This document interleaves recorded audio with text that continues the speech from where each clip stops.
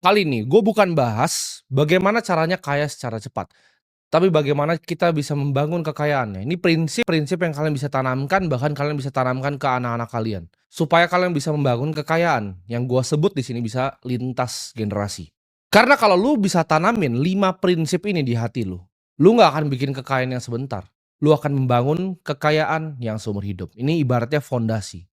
Banyak manusia yang bisa jadi kaya, ya. Banyak yang bisa membuat kekayaan, tapi nggak banyak yang bisa mempertahankan kekayaan. Sekedar kerja sangat keras, kerja pintar, kerja cerdas itu bisa menjadi kaya. Bahkan hoki pun ada yang menjadi kaya.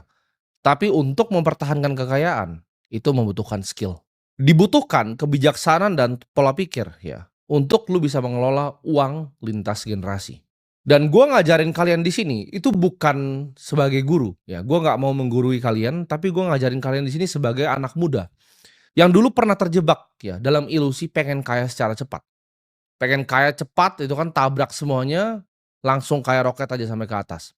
Gue juga dulu pernah kehilangan arah, dan di sini gue akan kasih tahu prinsip yang gue pelajari selama gue hidup. Prinsip pertama, kaya itu dimulai dari cara pandang. Kaya itu bukan sekedar hanya angka, tapi kekayaan itu justru pola pikir, apa yang ada di otak kalian. Gue percaya kekayaan yang sesungguhnya itu dimiliki ketika kalian memiliki hati yang damai, ya, dan rasa setiap hari ya kalian bisa bersyukur. Gue pinjam kata-kata ini dari mentor yang gue nggak pernah ketemu, yaitu Charlie Munger. Beliau berkata seperti ini, dunia itu tidak digerakkan oleh keserakahan, ya, tapi dunia itu digerakkan oleh iri hati. Jadi motivasi manusia untuk melakukan sesuatu itu bukan hanya serakah, tapi yang paling kuat dan paling banyak adalah iri hati.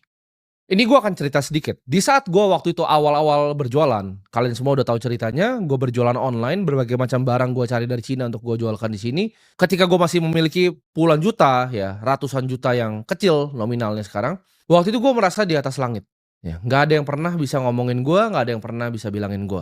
Gue itu paling nggak kenal yang namanya bersyukur.